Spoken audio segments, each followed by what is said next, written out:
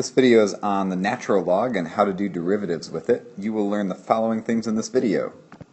We'll review some properties of logs that you learned hopefully in algebra and algebra 2. We'll be able to learn what the derivative of natural log is and also use the chain rule with it. And we'll also be able to do something called logarithmic differentiation.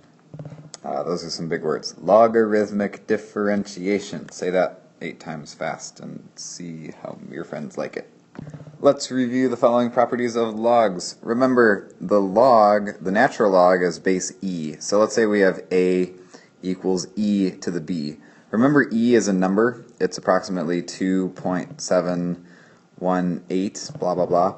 It's sort of like pi. It never ends, and it's irrational and also transcendental, but we're not going to really talk about that. Anyway, it's a number. It's a constant. It's about 2.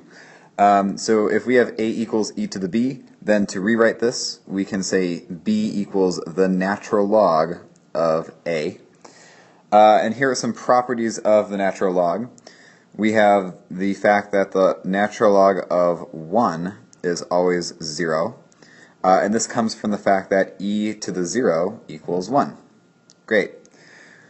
The natural log of a times b, you can separate this using, so multiplication becomes addition. It's the natural log of a plus the natural log of b. This comes from the fact that e to the a times e to the b, you're going to add these exponents. It's e to the a plus b. So the same rule for logs where multiplication becomes addition is the same for exponents. Same with a to the n. If you have the natural log of a to the n, you can bring the n down in front and do natural log of a times n. Notice that this rule is not the power rule for derivatives. So please be aware of that. The exponential version of that is e to the a to the n. If you have an exponent to an exponent, you're just going to multiply them. So it's e to the a times n. And the last rule is the division rule. If you have the natural log of a divided by b, you subtract. So it's log of a minus natural log of b. Same rule here with exponents. If you have e to the a divided by e to the b, then it's e to the a minus b. Those are things that you should have learned. This is a quick refresher. We will use some of these properties later on in the section.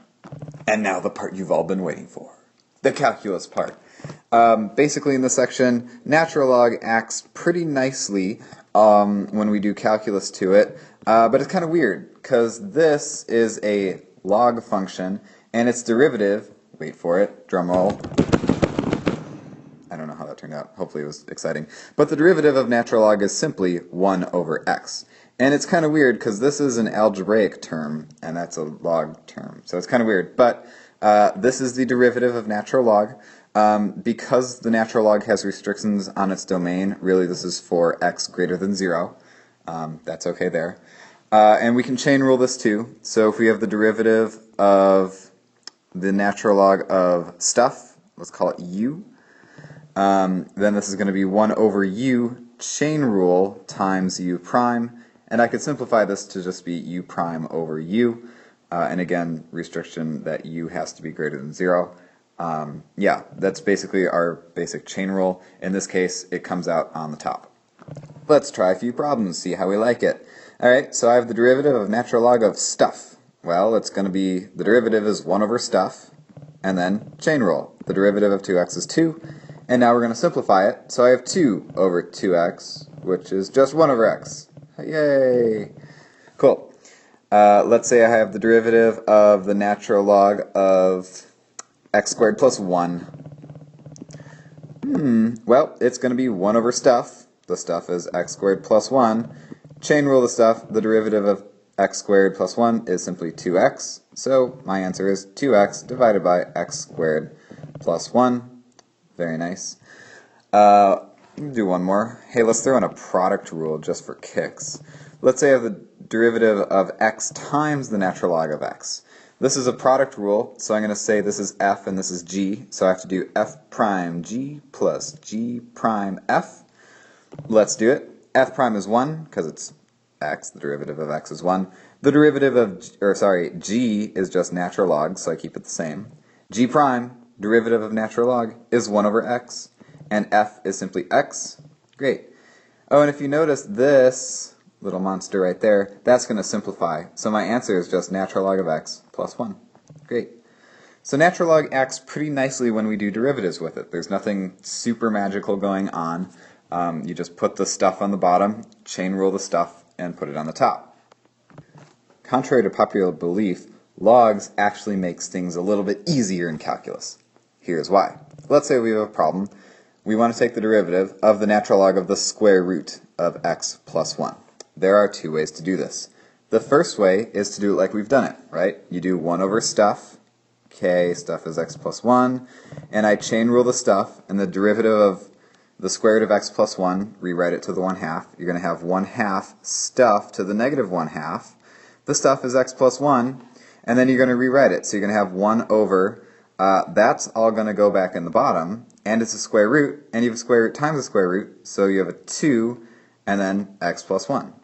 That's it. I said there was an easier way, right? Yeah, there's totally an easier way. Watch. I'm going to use properties of logs to rewrite this. X plus 1 square root is the same as x plus 1 to the 1/2. Using properties of logs, I can bring the 1/2 down in front. So I have 1/2 times the natural log of x plus 1.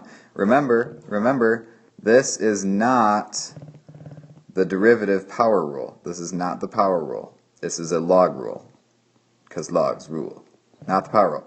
Great. But now I can take the derivative. The 1/2 is a constant that's multiplied, so it's 1/2 times the derivative of the natural log of x plus 1, which is just 1 over x plus 1.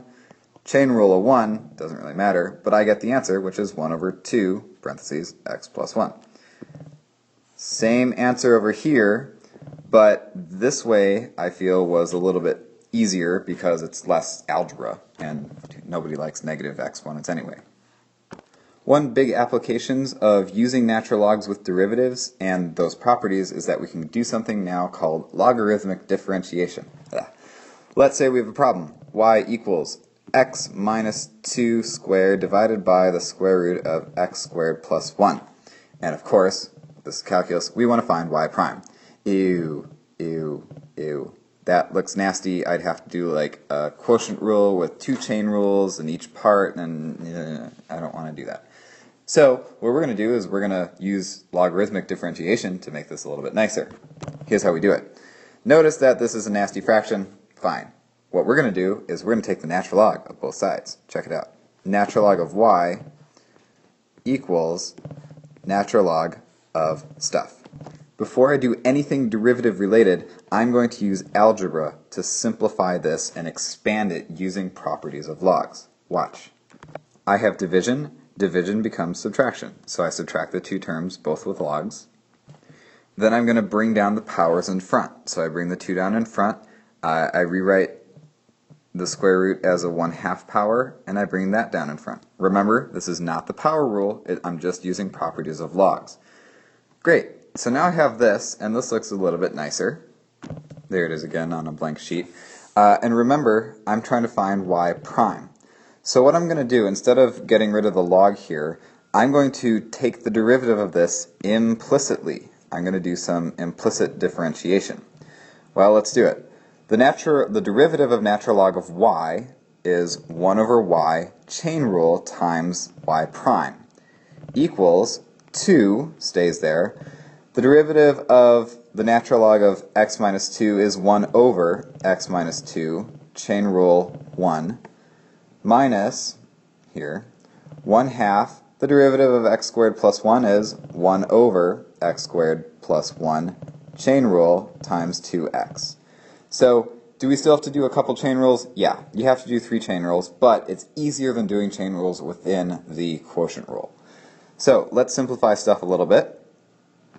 That looks pretty nice. I combine this to be one fraction. This 2 here will cancel with the 2 down there, and then the x will stay on the top.